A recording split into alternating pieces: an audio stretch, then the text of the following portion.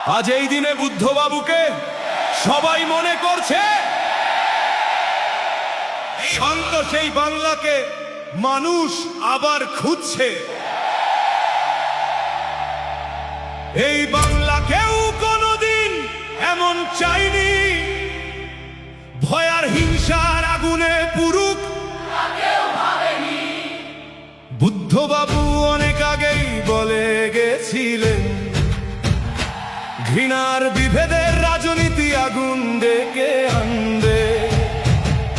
আজ চারিদিকে মানুষ সেই কথাই মিলিয়ে দেখে কেন বাংলার বাতাস এত অশান্ত হয়ে গেছে।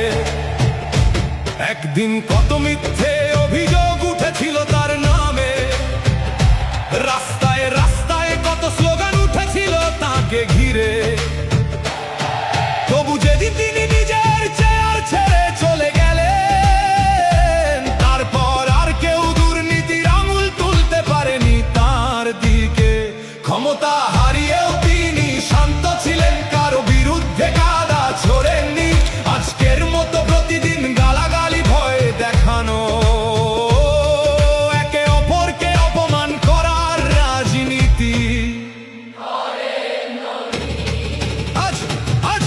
আজ মানুষ প্রশ্ন করে নিজের মনে, এত প্রতিশ্রুতির পরে কেন বাংলার যুবক কাজ পায় না? কেন শিক্ষিত ছেলেমেয়েরা রাস্তায় বসে থাকে? কেন চাকরির নামে শুধু অপেক্ষার হতাশা বাড়ে? ধর্মের নামে রাজনীতি আর কতদিন চলবে? মানুষকে ভাগ করে কতদিন ভোট নেওয়া হবে?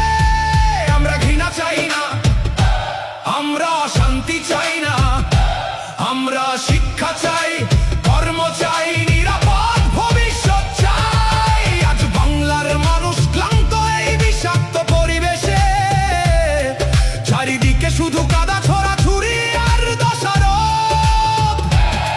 ভাইপোতন্ত্র আর ক্ষমতার অহংকার দেখে দেখে সাধারণ মানুষ আজ ভিতরে ভিতরে ক্ষুব্ধ। তোমাদের এই শাসনের পতনের সুর শুরু হয়েছে। মানুষ এখন সব বুঝতে শিখেছে। যে মানুষ একদিন চুপ ছিল, সেই মানুষই আজ নতুন করে প্রশ্ন করছে। বুদ্ধবাবুকে আজ সবাই নতুন ভাবে মনে করছে। কারণ মানুষ এখন শান্ত, ভদ্র, সংযত রাজনীতির মূল্য বুঝছে। ক্ষমতা থাক বা না থাক, সততার একটা সম্মান আজও মানুষের মনে রয়ে গেছে।